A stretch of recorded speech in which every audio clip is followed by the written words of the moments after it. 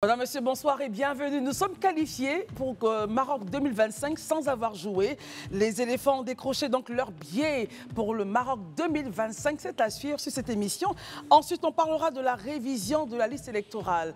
Voilà, ce dialogue direct qu'il y a eu entre le PPACI et la CEI également fera l'objet de nos débats. Et puis, nous allons recevoir un invité, Monsieur Malik Fadiga, président fondateur de Inclusion Plus, pour nous parler de la journée mondiale des personnes en situation de handicap célébrée chaque 3 décembre 2024. Mais le forum sera donc le 14 décembre. Merci en tout cas d'être avec nous. Le Grand Talk démarre maintenant.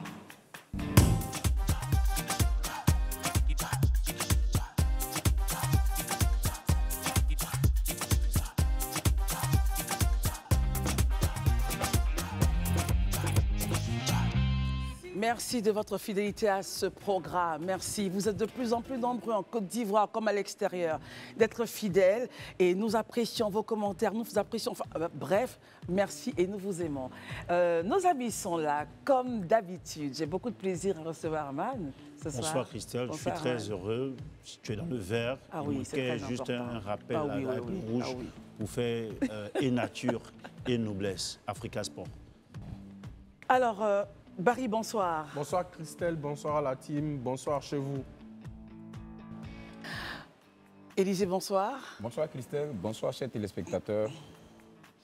Daouda, bonsoir. Bonsoir Christelle, bonsoir à tous et puis surtout bonsoir à Mohamed Ali depuis le Mali. Voilà. Et la Guinée, et le Sénégal, et tous les pays d'Afrique, Voilà. on vous salue. Merci d'être avec nous ce soir. Alors, Daouda, avec vous, on va faire juste un petit point pour donner un peu l'évolution de l'affaire exhibition de devises sur les réseaux sociaux concernant notre, on va dire, Apouchou National, Fofana Abdoulaye, Akobé Léonel, Dofo Aristide et Sidibé Kader. Daouda, l'affaire a évolué ce soir. Ouais, l'affaire a évolué, donc on a reçu un communiqué du procureur de la République qui a ouvert une information judiciaire à l'encontre et puis il y a eu un mandat de dépôt pour des faits d'infraction à la réglementation des relations financières extérieures de l'État, du blanchiment des capitaux et de prise de paris illicites sur les réseaux de communication électronique. Donc en gros, les 3 personnes que vous venez de citer là aujourd'hui vont se retrouver au pôle pénal. C'est comme ça, là? Pôle pénal. Pôle pénal d'Abidjan dès ce soir pour instruction.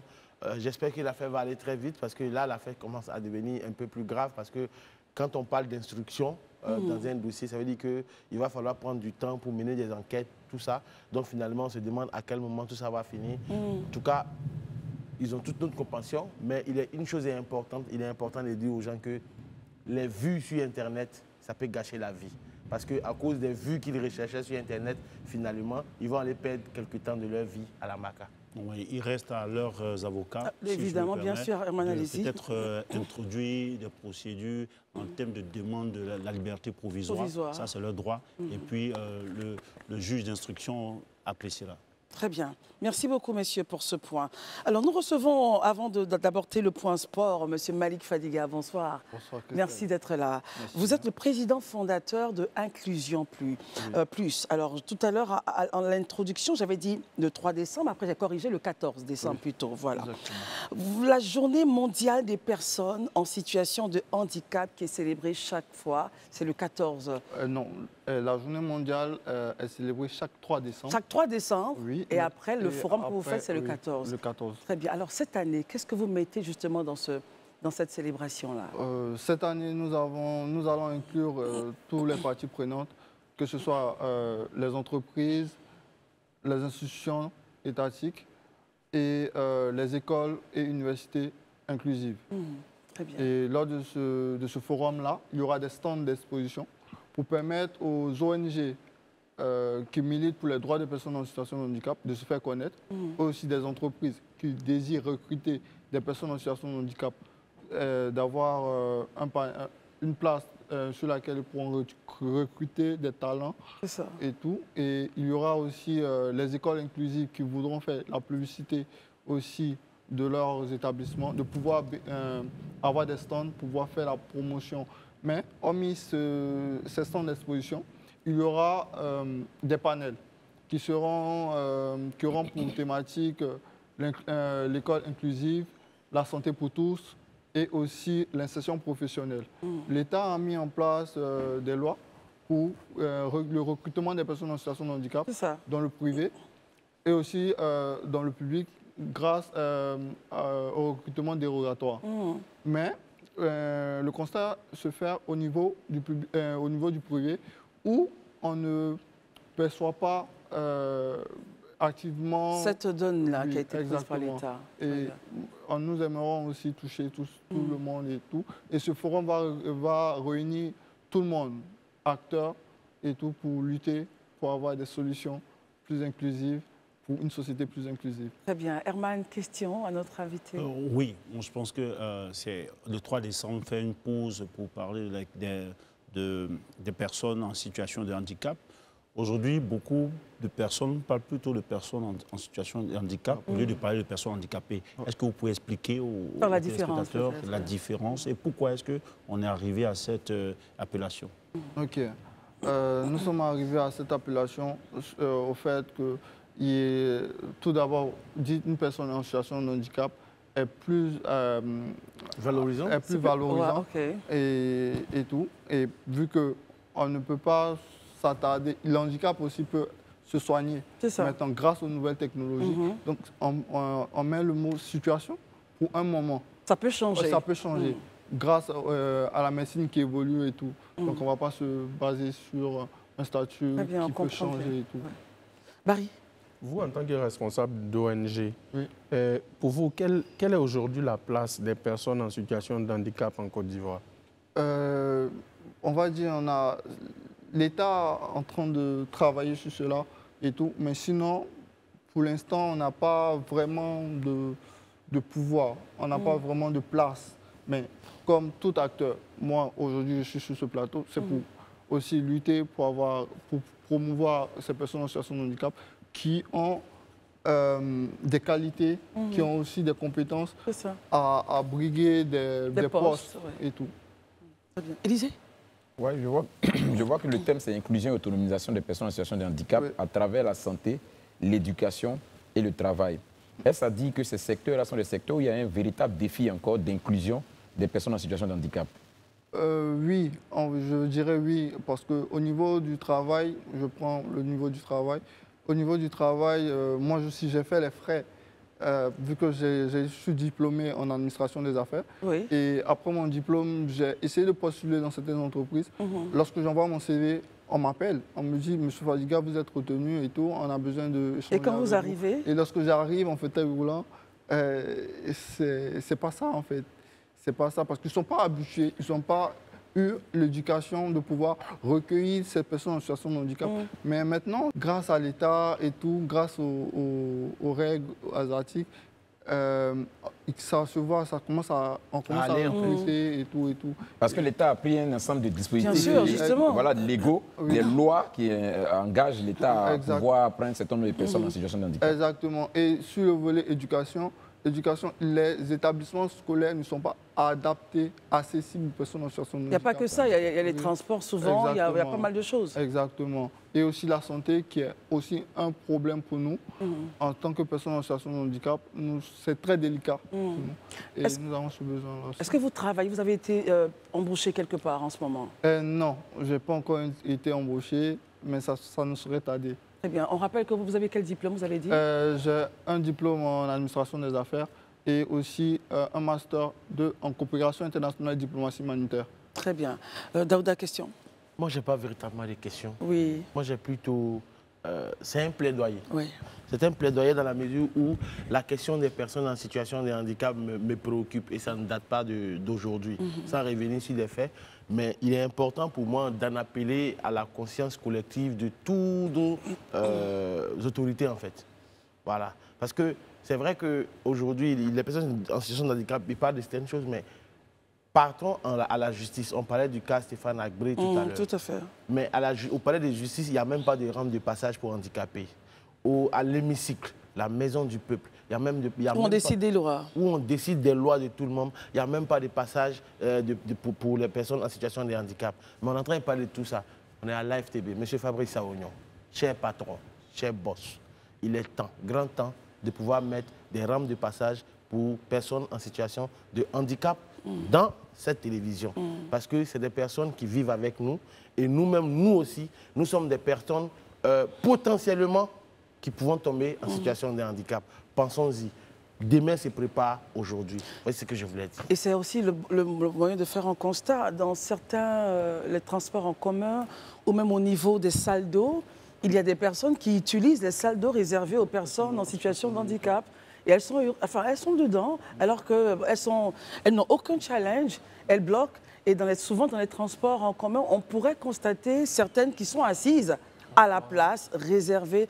Enfin bref, est-ce que dans ce forum-là, vous aurez une plateforme ou un panel pour discuter de cette problématique-là? Oui, ce forum, il y aura 3 activités. Tout d'abord, le centre d'exposition, le panel et aussi le recrutement des personnes en situation de handicap.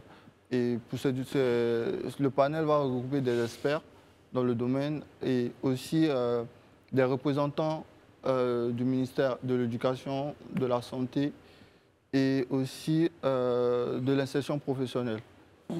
Très bien.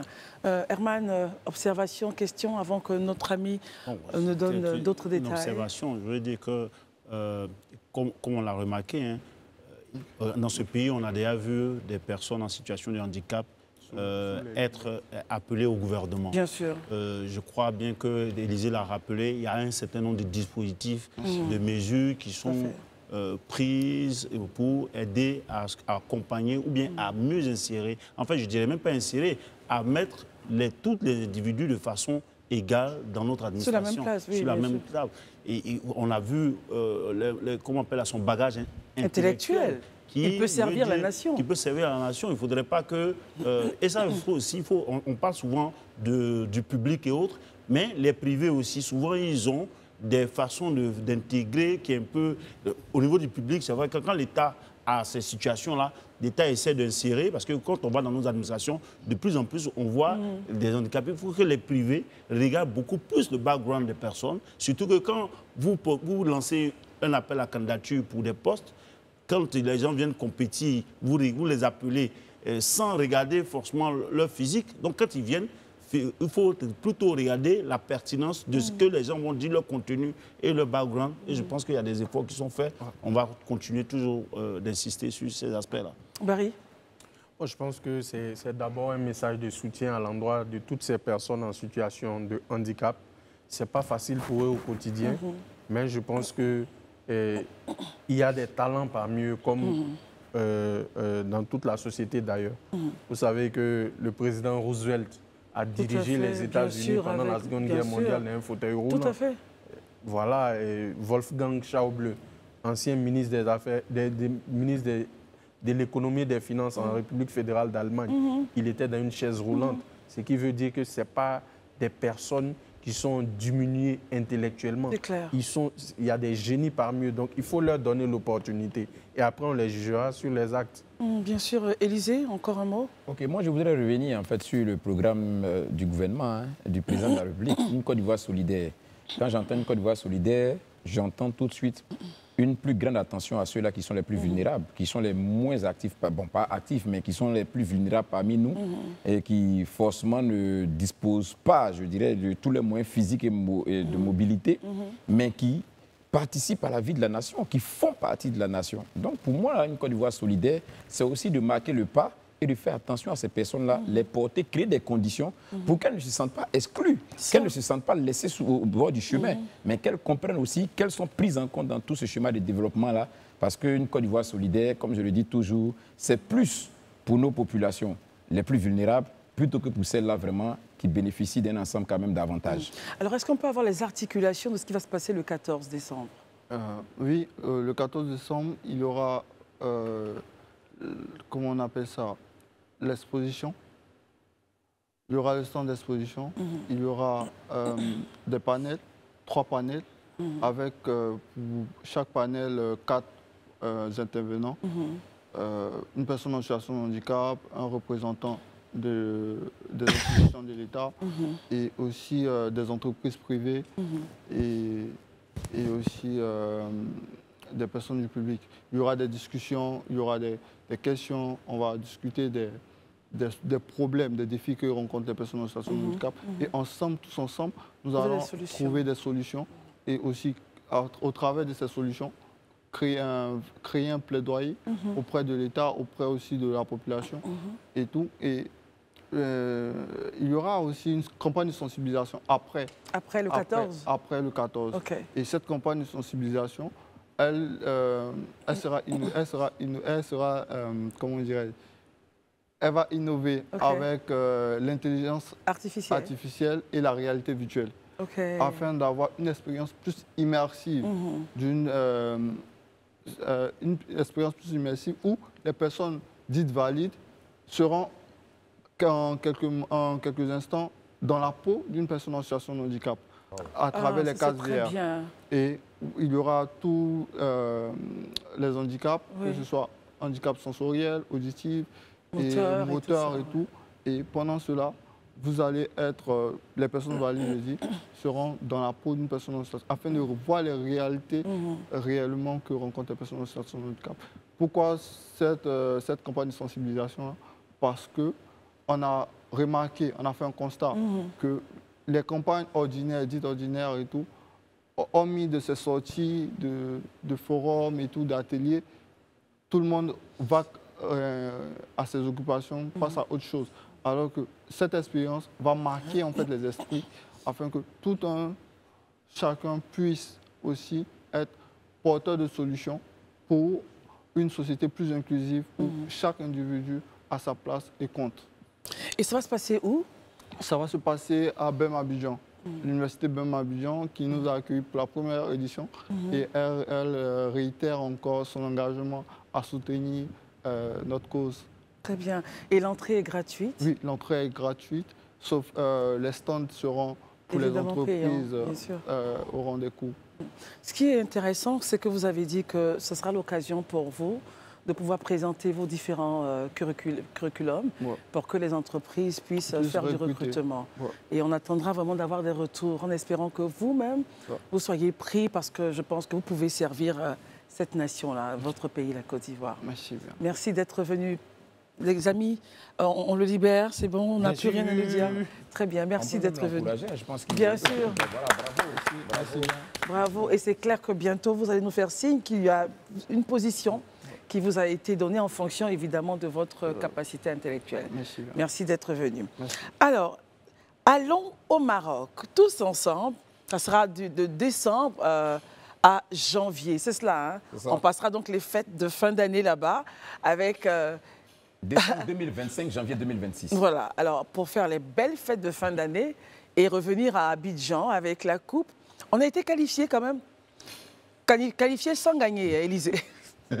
Non, sans avoir encore joué notre 4e match. Sans avoir joué, sinon, voilà. On a joué notre 5e match. Sinon, on a joué déjà 4 matchs, on en a gagné 3. Voilà. Voilà, on a perdu. Qualifiés sans jouer, voilà, c'est ce que je voulais dire. On n'a pas encore joué sans jouer notre 5e match. Exactement. Mais c'est une bonne nouvelle quand même d'être qualifié comme ça, tout au repos.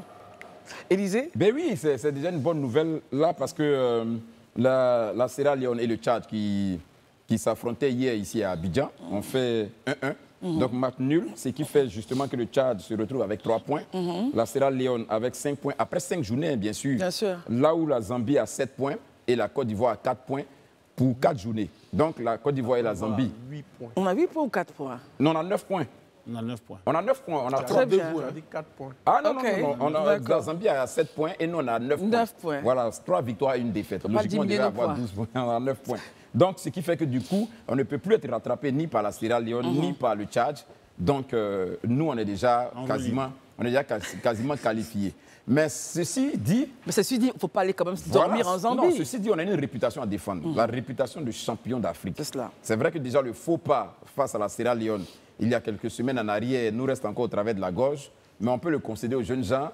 On peut se dire quand même, il fallait que ça arrive un jour. Bon, c'est arrivé, ça ne doit pas encore arriver à nouveau.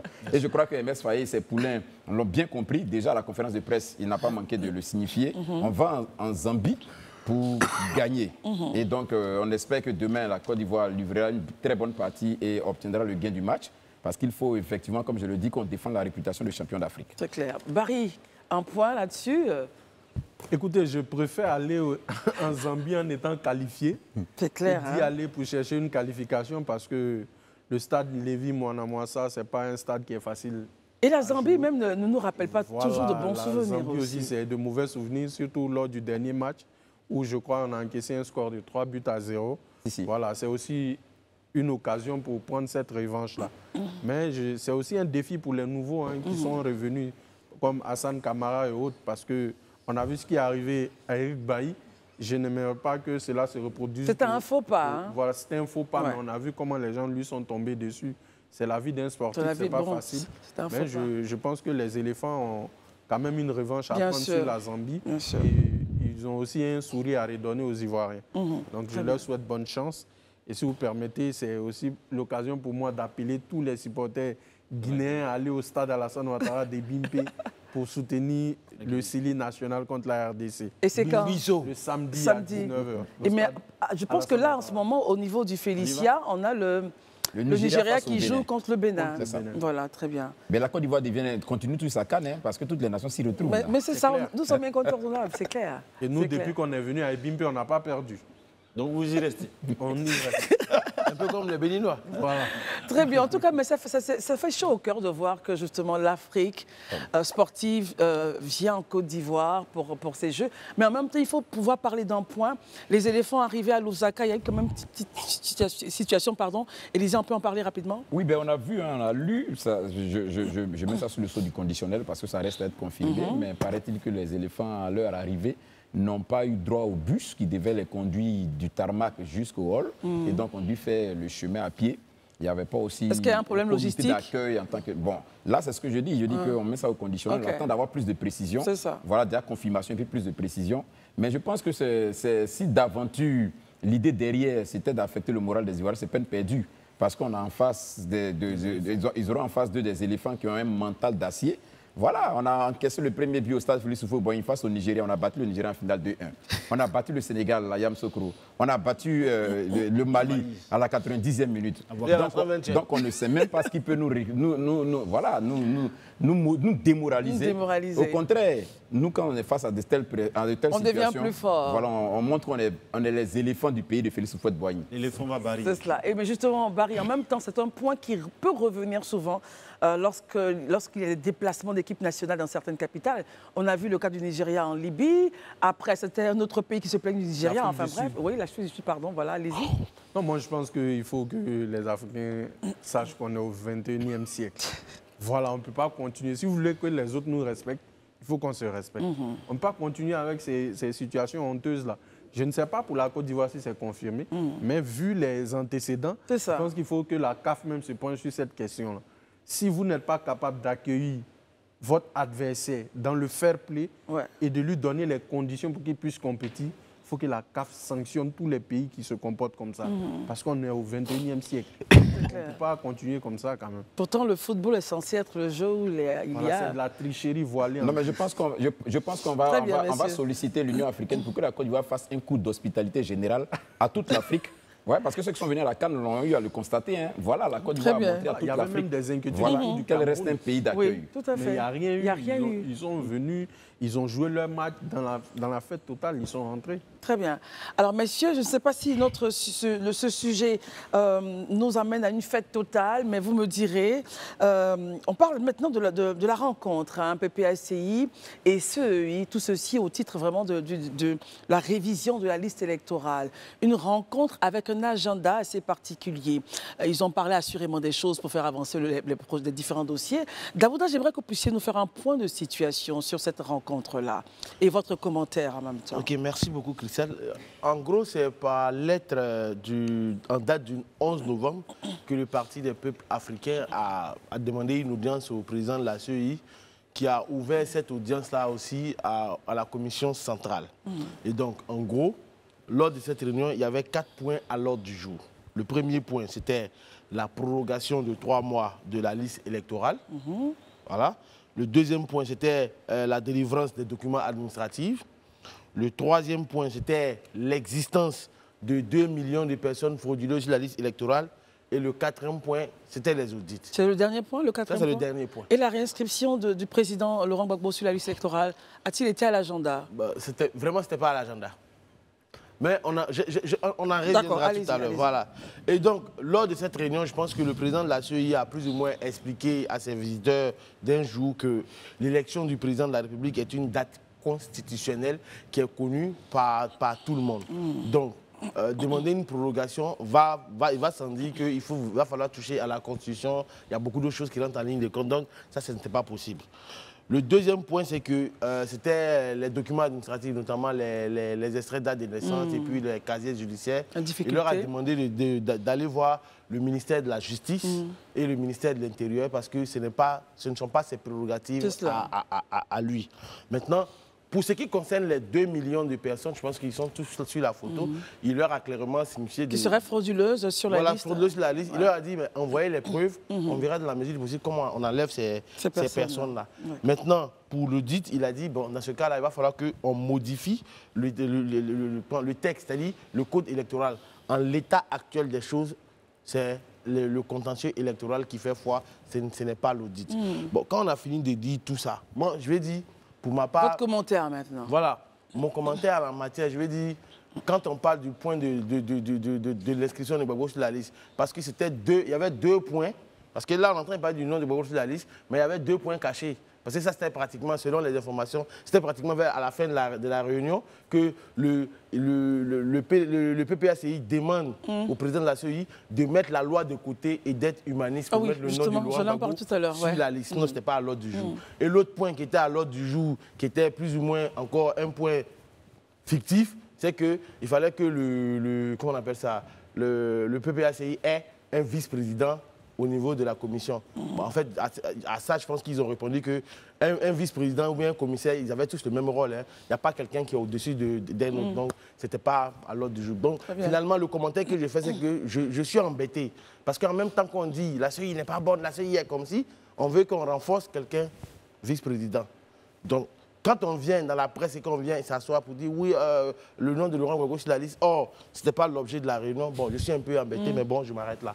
Très bien. Herman, quel commentaire? Daoud a fait un point de situation clair. Hein. Je dirais simplement quel commentaire vous en faites. Si c'est sur son point de situation, il est bien juste. Je dis que c'est une fuite en avant. Et ça ne m'étonne pas du président de la Commission électorale indépendante. En fait, ces questions-là, ces réponses qu'il a données à la délégation du PPACI, qui déjà a introduit, il faut rappeler, regardez le temps mis pour répondre à une simple demande d'audience pour faire. Depuis, quand il a dit, je crois, c'est depuis quand? Donne le temps, parce que c'est le 11 novembre. C'est le 11 novembre. Oh, ok. Bon, donc tu vois que tu voulais partir en vrille, hein? Non, c'est bon. Il s'est retrouvé, c'est bon. C'est pas la durée qui Allez-y, Herman. Il s'est retrouvé, c'est bon. Lorsqu'il dit, par exemple, que sur les questions des 2 millions de personnes inscrites, d'abord, ils n'ont qu'à avoir des preuves. On lui demande simplement de faire son travail. Au niveau de la commission du fichier électoral, c'est consigné dans la loi que pour qu'un individu soit sur la liste électorale, il faudrait qu'il y ait certains points importants, certains paramètres, notamment qu'il y ait le nom de ses parents, qu'il y ait le lieu de naissance et tout cela. C'est parce que les gens constatent effectivement que dans le fichier électoral, vous allez-y, hein, vous tapez CEI, vous partez voir le fichier électoral. Il y a des noms, effectivement, sans ces indicateurs-là. Donc, à la limite, on demande seulement au président de la CEI de faire son travail qu'il ne fait pas et il ramène aux preuves. S'il y a des noms d'individus sur la liste électorale sur lesquels il n'y a pas de nom de parents et ceci, cela, la loi recommande qu'il les retire et ne pas qu'il demande à ce que les gens lui apportent les preuves de cela. Puis ça est dans le fichier électoral. Ça, c'est de 1. Concernant comment on peut donner une longue durée pour l'inscription, pour l'opération de révision de la liste électorale. C'est lui qui a décidé de fonctionner ainsi, que ça doit être de façon annuelle. Et qui choisit une période de l'année pour le faire. Donc quand on lui demande, on ne lui a pas dit de déranger la date du scrutin qui va se passer en octobre 2025. Et c'est cela peut-être qui va déranger l'aspect constitutionnel du scrutin. Mais lorsqu'on lui demande, puisqu'il est la CEI est dans une incapacité de pouvoir inscrire, il a reconnu, même celui comment on appelle là, le responsable chargé des élections du RHDP qu'on a reçu sur le plateau a reconnu qu'effectivement, il y avait des challenges concernant notamment l'acquisition des documents. Allez-y savoir ça. Et donc moi, au mieux, je demande même que la CEI suspende la révision de la liste électorale, puisque maintenant on constate que les gens sont en train de chercher à faire leurs documents et relancer à une période pour cette révision de la liste électorale. Il sait bien que 3 semaines qu'il a donné, c'est-à-dire que 3 semaines et puis rallonger d'une semaine, ça ne peut pas faire le travail. Soit il est satisfait des 500 000 ou 700 000 personnes, peut-être à la fin du processus qu'on aura, très bien, ou bien qu'il constate que c'est un échec. Et ça, là-dessus, c'est pour l'aider, même qu'on lui demande de prolonger et pour entendre aussi des trucs. Le Daouda parlait, bon, peut-être que je vais revenir là-dessus. J'aimerais justement, pour terminer avec vous, Herman, que vous puissiez réagir sur l'agenda qu'il a donné. Dans les points énoncé par Daouda, il semblerait dire que le point de la réinscription du président du PPACI, Laurent Gbagbo, n'était pas à l'agenda de cette rencontre importante. Réaction. Peu importe, moi je pense que, je veux dire que ce n'est pas un point qui m'est forcément cher. C'est le président, le PPACI qui estime que le président Laurent Gbagbo doit pouvoir être sur la liste électorale.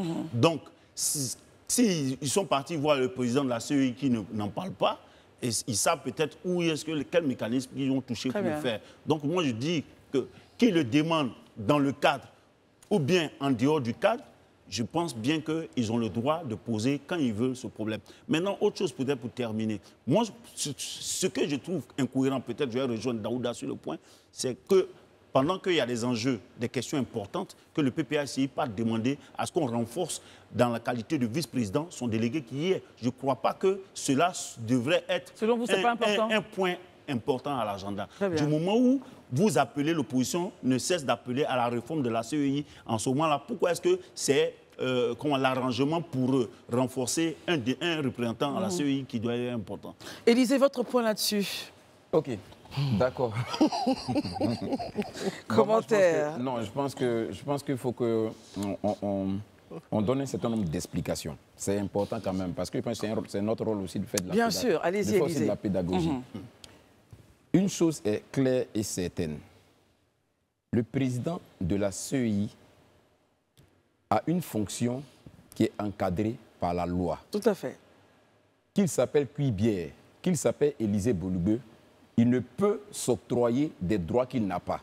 Ça, il faut que tout le monde comprenne ça. En l'occurrence, il ne peut pas, lui, Cuibière, décider d'enlever le nom de quelqu'un sur la liste électorale de par son fait. La situation, même sa position de président de CEI ne lui permet pas ça. La loi ne lui permet pas ça.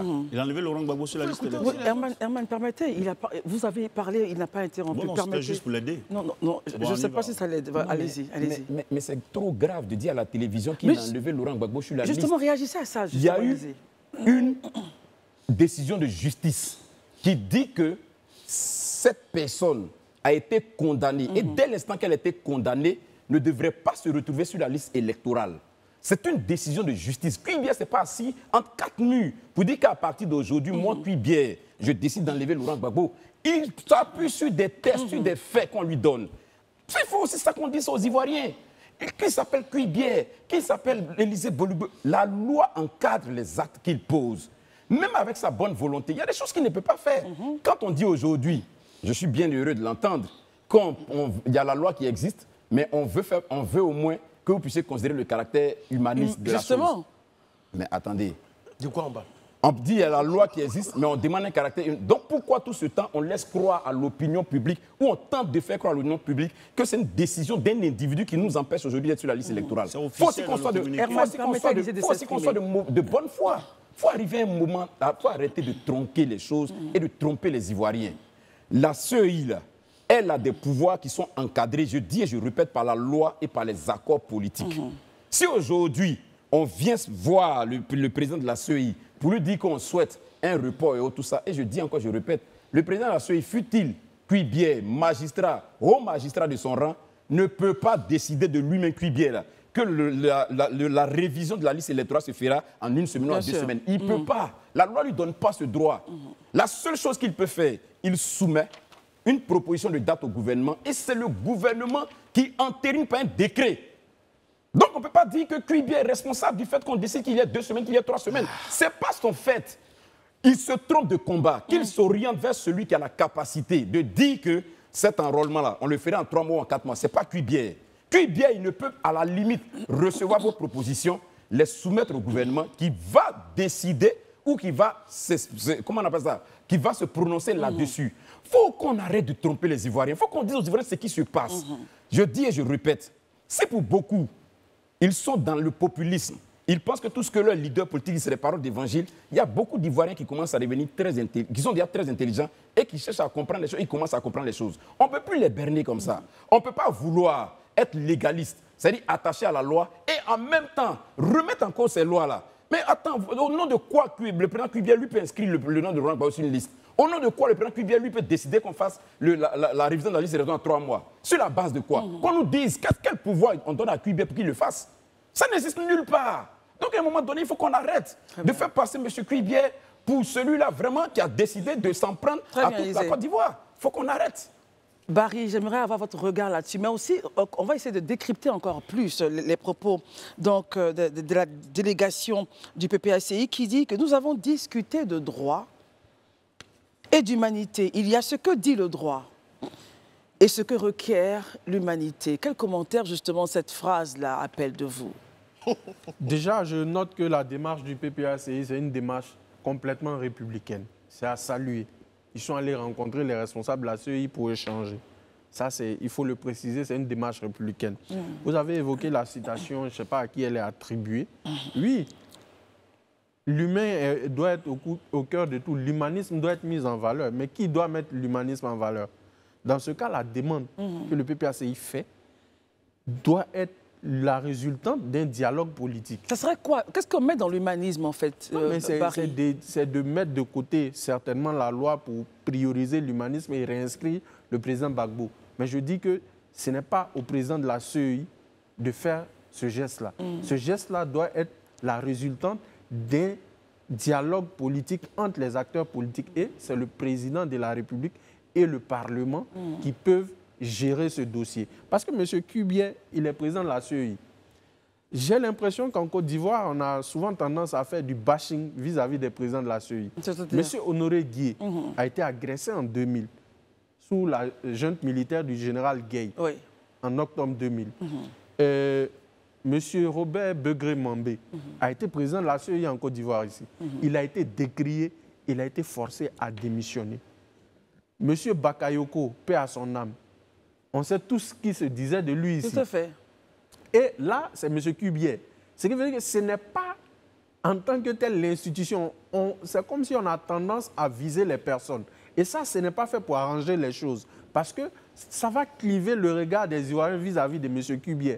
Alors que dans sa fonction, il a des limites. Il est limité, comme Élisée l'a dit, par la loi et par les accords politiques. Si demain, le PPACI se retrouve dans un cadre de dialogue politique avec le gouvernement, je pense que s'il y a des résolutions qui sont prises, la CEI ne peut pas respecter ces résolutions-là. Donc il faut être clair, il faut clarifier les choses. Ce n'est pas M. Cuibia qui retire un nom de la liste électorale. Ça, je pense qu'on peut lui reprocher beaucoup de choses, mais il a quand même fait des apparitions publiques. Il a été à l'Assemblée nationale où il a affronté dans un débat, naturellement, le professeur Hubert Oulaye et Maître Blesson du PDCI. Il y a des filles, Blessy, pardon, du PDCI. Il a donné les arguments. Il est allé sur des plateaux télé. Il est allé en France où il a rencontré des représentants de partis politiques. Des questions lui ont été posées. Il a donné les explications. Donc, il ne faut pas faire croire aux gens que le problème, c'est M. Cuibia. Non, non. Le problème, ce sont les enjeux politiques. Il y a des acteurs politiques qui doivent compétir en 2025 et chacun des acteurs essaie de tirer le drap de son côté. Donc, il faut que les acteurs politiques se ressaisissent. J'incite le gouvernement à ouvrir un cadre de dialogue pour entendre les préoccupations des partis politiques et trouver une solution. Et ensemble, on va aller à des élections calmes en 2025. Très bien. Alors, Herman, tout à l'heure, Élisée et même Daouda qui va prendre la parole après vous, semblaient ne pas être d'accord avec votre argumentaire. Mais de toute façon, tout serait je suis plus ou moins par la habitué qu'on ne soit pas forcément d'accord avec mes argumentaires. Allez-y, allez-y. C'est pas ce qui va m'empêcher de préciser mes arguments. Et je suis heureux que Élysée revienne sur l'attachement à la loi, aux décisions de justice.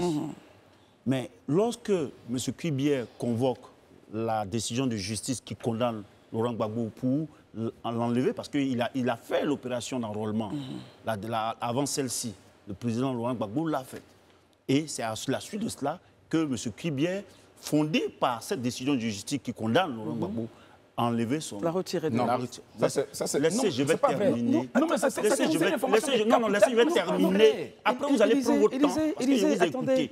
Il termine et puis vous parlez. Je suis souvent le seul à ne pas partager l'argument de plusieurs personnes. Allez-y, Herman, allez-y.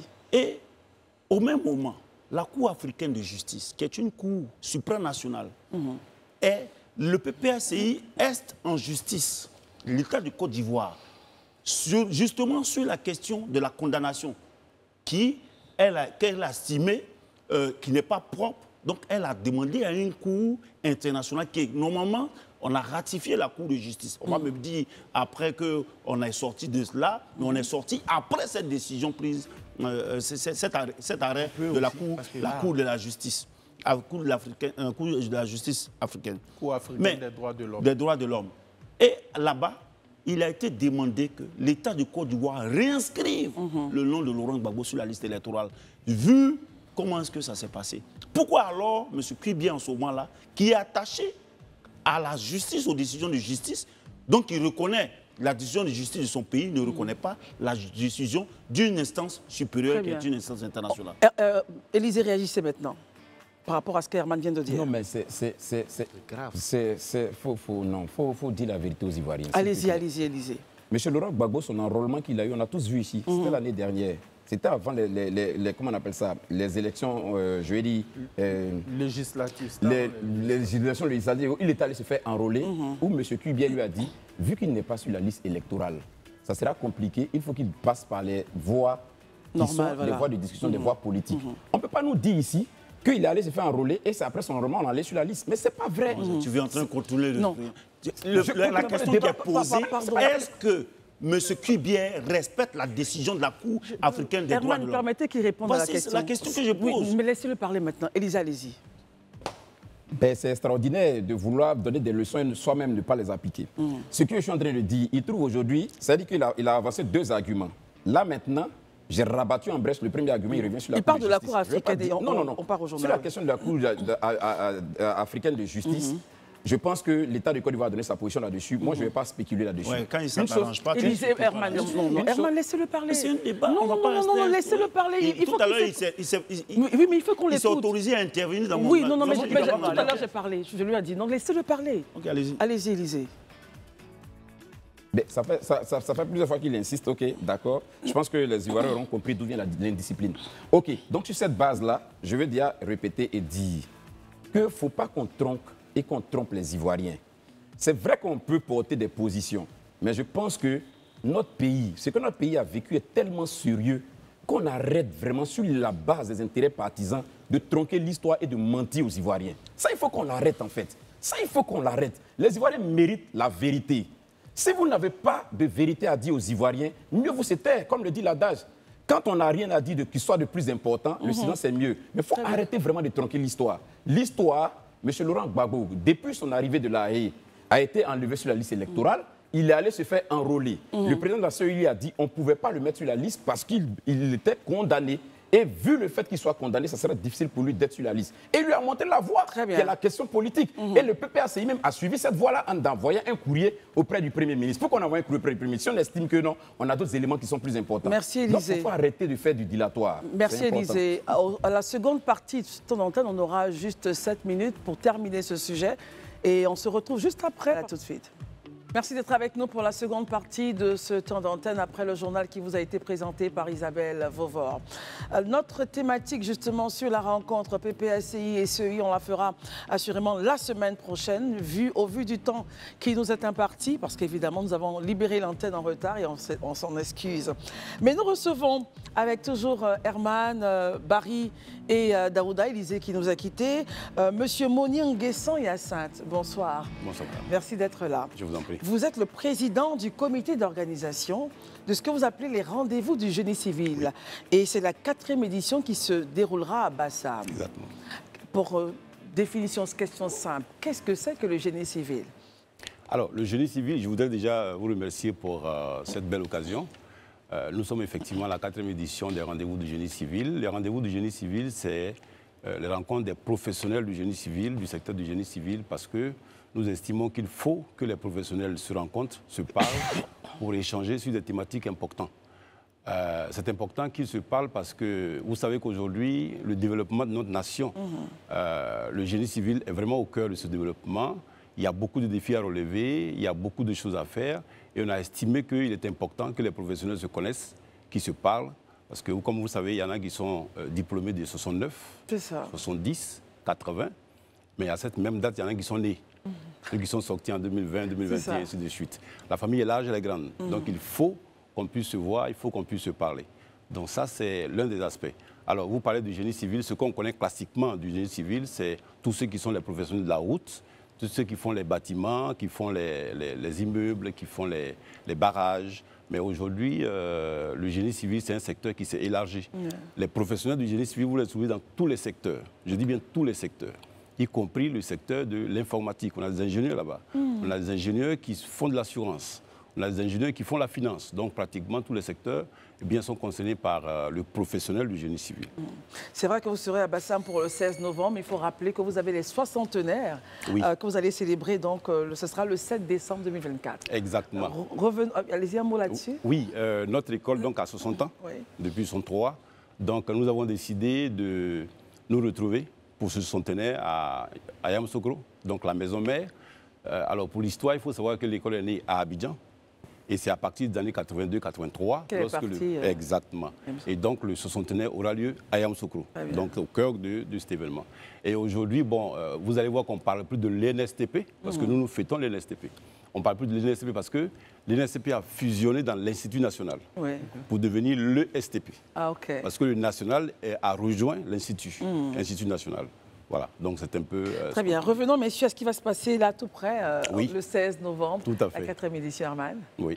Non, ma question, elle était beaucoup plus portée sur la place même du génie civil en Côte d'Ivoire. À quel niveau se trouve ce génie civil-là quand on sait que, on observe que la plupart des gros chantiers en termes d'infrastructures et autres sont confiés à des multinationales étrangères? Alors, c'est un sujet très intéressant, mais sauf qu'il faut rester extrêmement vigilant sur cette question. Est-ce que vous, justement, vous confirmez cela nous parlons, alors, avant d'arriver à cela, je dis que nous parlons du génie civil. C'est cela. Et la famille du génie civil est solidaire. Que vous soyez génie civiliste burkinabé, génie civiliste malien, génie civiliste... C'est la solidarité. C'est la solidarité. C'est le partage de connaissances et c'est transversal. D'accord? Donc, quand on parle du génie civil, on ne cible pas les nationalités, on parle du métier, comment on s'enrichit, comment on partage. C'est ça pour nous, ça qui est important. Vous n'avez pas tout de même répondu à ma question. Votre question, c'était quoi? C'était à quel niveau se trouve ce génie civil, local content, quand on sait que les multinationales, c'est à elles qu'on confie la plupart des gros chantiers. Je crois que nos ingénieurs ne sont pas aptes à mener ces genres de travaux. Je suis pas d'accord. Et M. Mounier, est-ce que vous partagez son constat? Non, je ne suis pas d'accord. C'est un point de vue qu'il faut respecter. Mais je ne peux pas, moi, dire que les gros chantiers sont confiés aux multinationales uniquement. Il y a une grosse coopération que nous avons aujourd'hui. Vous avez tous les secteurs qui interviennent. Par exemple, lorsqu'on prend les grands projets, vous prenez le secteur portuaire, vous avez effectivement des entreprises chinoises qui travaillent, vous avez des entreprises africaines qui travaillent, vous avez des entreprises ivoiriennes qui travaillent. Donc, tout le monde est impliqué dans tous ces projets. Les meneurs restent les... Ça dépend de ce que vous appelez meneurs. Parce qu'un chantier, un projet, vous allez voir qu'il y a 3 dimensions. Vous avez le maître d'ouvrage, vous avez le maître d'ouvrage délégué, vous avez l'entreprise d'exécution et vous avez le maître d'œuvre. Donc, à chaque échelle, vous avez des ingénieurs et les ingénieurs sont de partout et sont partout. Barry, question. Alors, monsieur Monet, pourquoi les rendez-vous du génie civil? Alors, c'est une très belle question. Je pense qu'en intro, j'en ai parlé. Les rendez-vous du génie civil parce qu'il y a effectivement besoin de faire des rendez-vous et d'organiser des rendez-vous. Première chose qu'il faut comprendre, c'est que lorsqu'on parle d'ingénieur civil, on parle de connaissances et on parle de transmission des connaissances. Vous voyez, celui qui est le haut patron aujourd'hui, il s'appelle Dr Menem Issou. Alors, c'est le premier docteur ingénieur de Côte d'Ivoire. Aujourd'hui, il est diplômé de 69. Wow. Mais je vous dis qu'aujourd'hui, il y a des ingénieurs qui sont sortis en 2023, en 2022. Comment ils font ceux-là qui viennent de sortir pour bénéficier de l'expérience de ce monsieur? Comment ils font même pour le rencontrer? Pas parce qu'il ne veut pas, mais parce que son calendrier n'est pas toujours favorable. Et donc, pour nous, il faut que les jeunes et les anciens se voient. Et donc, une fois par an, on organise ce rendez-vous pour que justement il y ait cette rencontre-là. Nos jeunes ont besoin d'être édifiés sur les astuces du métier, sur les aspects importants du métier. Et donc, ce rendez-vous, ça permet de le faire. L'autre élément qui est important, c'est que lorsque vous vous rencontrez, eh bien, vous échangez sur l'évolution du secteur. Vous savez que ce que vous avez appris à l'école, pour chacun de nous, eh bien, ça a dû évoluer. Moi, j'ai pu me développer un certain aspect, lui, il a pu un autre. Quand on se rencontre, c'est toujours bon pour se fusionner. Et nous le faisons au niveau du génie civil, mais surtout, nous encourageons que les autres professions puissent le faire, parce que c'est important pour nos jeunes. Nos jeunes ont besoin de côtoyer les anciens qui ont le métier et qui ont la maîtrise du métier. Et moi, j'apprécie justement cet aspect au niveau des communicateurs. Les communicateurs le font très, très bien. Vous avez toujours derrière chaque professionnel un jeune qui apprend, qui regarde, qui apprend le métier. En Asie, c'est pareil. Vous partez en Europe, c'est pareil. Toujours des mentors. Bien sûr, il faut faire cet exercice pour qu'il n'y ait pas de cassure. Pourquoi? Parce que les jeunes d'aujourd'hui, qu'on appelle jeunes, ne resteront pas jeunes dans 20 ans, dans 10, 15, 30 ans. C'est eux qui vont porter le métier demain, c'est eux qui vont défendre la nation. C'est eux qui vont challenger ceux qui ont venus de l'extérieur. Donc il faut permettre qu'ils puissent vous côtoyer déjà et apprendre votre expérience pour que demain ils soient prêts. Daouda? Donc quelles seront vos grandes articulations de l'événement? Oui. Alors, si vous voulez, au niveau de l'articulation, il y a 3 gros morceaux. Le premier morceau, c'est le débat, donc le sujet qu'on pose et qu'on discute. Par exemple, la notation financière et performance, l'invité conférencier principal, c'est le président Zézé Stanislas, qu'on connaît bien, qui est le PDG de Bloomfield. Tout à fait. Voilà. Avec lui, il y aura un économiste de la Banque mondiale et on aura un autre communicateur. Ça, c'est le morceau débat. Après, vous avez la distinction. La distinction, c'est-à-dire, nous remettons des tableaux honorifiques aux anciens. Alors, pourquoi c'est important? Parce que pour les jeunes qui sont là, il faut qu'on leur dise quel est le parcours de leurs anciens, quel est le parcours de leurs aînés. C'est important pour qu'eux aussi ils savent qu'un jour, ils devront marcher comme ça pour un jour être identifiés. Si vous qui êtes du métier, de la profession, vous ne prenez pas le temps d'influencer vos jeunes, alors, je vous assure, ils vont être influencés par autre chose, suivez mon regard. Et donc, pour toute la jeunesse africaine, c'est bon qu'ils soient influencés par les bonnes personnes pour qu'on puisse transmettre les valeurs et protéger en même temps notre jeunesse. C'est très bien. Alors, Herman? En question, j'ai cru lire quelque part que les cérémonies de distinction sont en hommage au président Félix Houphouët-Boigny et père son âme à Jean Moulot. Pourquoi est-ce que vous avez choisi ces 2 personnalités? Alors, pour Félix Houphouët-Boigny, ça semble évident. C'est lui qui a créé la vision, c'est lui qui a envoyé la vision des grandes écoles. Et donc, il a fondé 3 grandes écoles. L'école des TP, donc NSTP. Ensuite, l'INSET, que tout le monde connaît, et puis les agronomes. Nous, au niveau des TP, on a décidé de mettre le prix Félix Houphouët-Boigny pour la promotion du génie civil. Et donc, c'est cette distinction qu'on donne. Avec ça, il y a ce qu'on appelle le prix Jean-Michel Moulot. Alors, Jean-Michel Moulot, il a une belle histoire.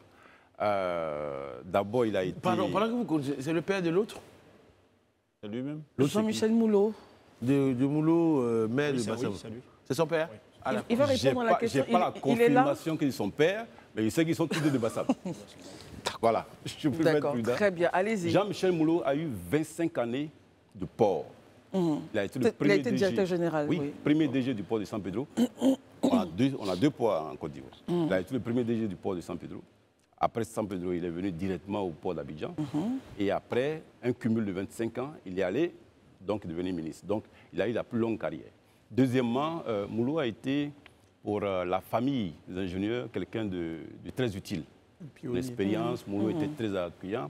Et les conditions dans lesquelles il est parti, ça a été un choc pour la famille. Et donc, on a pensé que le prix Jean-Michel Moulot, qui récompense les jeunes, c'est ça que c'est important. Donc, le prix qui le concerne, c'est-à-dire que chaque année, nous demandons aux jeunes qui ont participé à des projets de venir rendre compte de ce qu'ils ont appris, leur retour d'expérience. Qu'est-ce qu'ils ont appris, quelle a été leur contribution, et ensuite on descend le prix. Mais pour cette année, on n'aura pas le prix Jean-Michel Moulot parce que nous avons le 60e qui est à côté.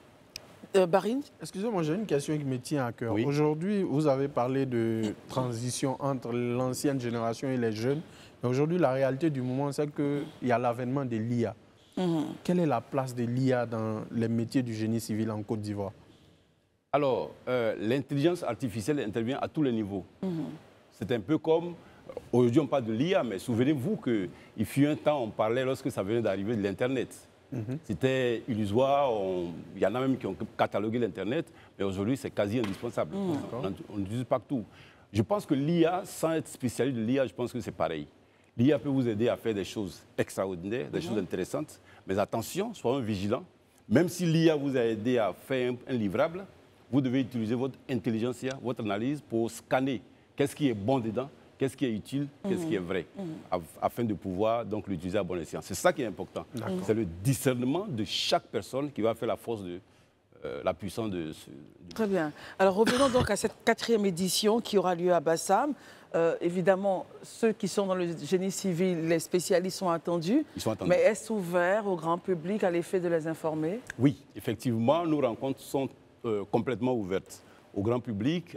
Tous les professionnels peuvent venir. D'ailleurs, chaque fois qu'on a eu cet événement, on a eu des professionnels de la communication, il y a eu il y en a qui dirigent des magazines, il y a des entrepreneurs, c'est vraiment ouvert. Et surtout, madame, votre question est très importante, surtout pour les jeunes.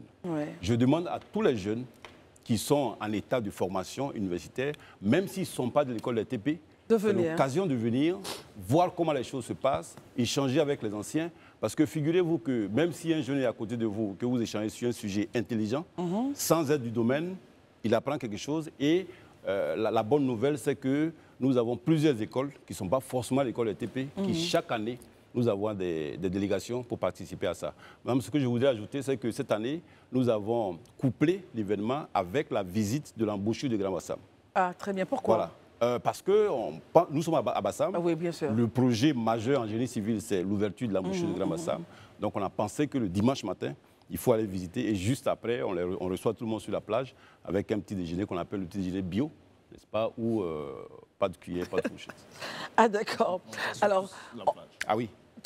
C'est très intéressant ce que vous proposez là, surtout ce mécanisme de rencontre entre la jeune génération et l'ancienne, qui a tellement à partager. Merci infiniment. Un dernier mot pour terminer notre plateau. Le dernier mot, c'est de remercier justement tous ceux qui ont accepté d'accorder leur image et leur nom à l'événement. Le docteur Menem Messou déjà, qui est le doyen d'âge, premier docteur ingénieur de Côte d'Ivoire, et le monsieur Afro Stéphane, qui est le DG de Keidan Group, parrain de l'événement, n'est-ce pas, qui ont accepté d'accompagner, mais surtout l'ensemble des donateurs et tous nos grands patrons. Vous imaginez que je parlais bien sûr du Premier ministre, bien sûr, qui est notre patron, qui sera le président du 60e. Leur dire merci à tous les anciens, à tous les donateurs. En tout cas, merci beaucoup à vous aussi. Notre plaisir, c'est un grand plaisir. J'ai vraiment apprécié. Mais avant de partir, juste un mot, le taux d'employabilité au niveau du génie civil en Côte d'Ivoire. Alors, c'est une très très bonne question. Le taux d'employabilité, je n'ai pas de chiffres à vous donner. Je n'ai pas de chiffres à vous donner parce que les chiffres sont sensibles. Mais c'est une filière qui rassure? Alors, c'est une filière qui rassure parce qu'elle vous ouvre les portes. C'est ça qui est important. C'est-à-dire qu'avec votre bagage d'ingénieur civil, vous avez des tas de portes qui s'ouvrent, que ce soit en local comme à l'international. C'est vraiment un métier d'avenir et ça a toujours été la base du développement de toutes les nations. L'argent n'aime pas le bruit. Pour terminer, ça rapporte? Ah oui, ça peut rapporter. Ça peut rapporter. Ça peut rapporter. Très bien, en tout cas. Merci beaucoup. Je vous en prie. Monsieur Moni Nguessan Hyacinthe, vous êtes président du comité d'organisation des rendez-vous du génie civil 4e édition. Ça sera à Bassam le 16 novembre. Et après, je pense que vous restez jusqu'au dimanche, c'est ça? Jusqu'au dimanche, oui. Parce qu'il y a un déjeuner bio, sans fourchette, enfin sans couvert, on va dire. Très africain. Merci beaucoup d'être venu. Je vous en prie, madame. Messieurs, merci Herman. C'est moi qui vous te remercie. Barry, merci. Merci Christelle. Daouda. Merci, mais pas content. De qui? De quoi? D'Herman. Je salue le préfet encore une fois de Sabatini. Merci de nous avoir suivis. C'est l'habitude du plateau, rassurez-vous. On off comme on in, c'est comme ça. Merci de nous avoir suivis. Les programmes continuent sur la FTV. Bonsoir. T'apprêtes à partir, s'il te plaît.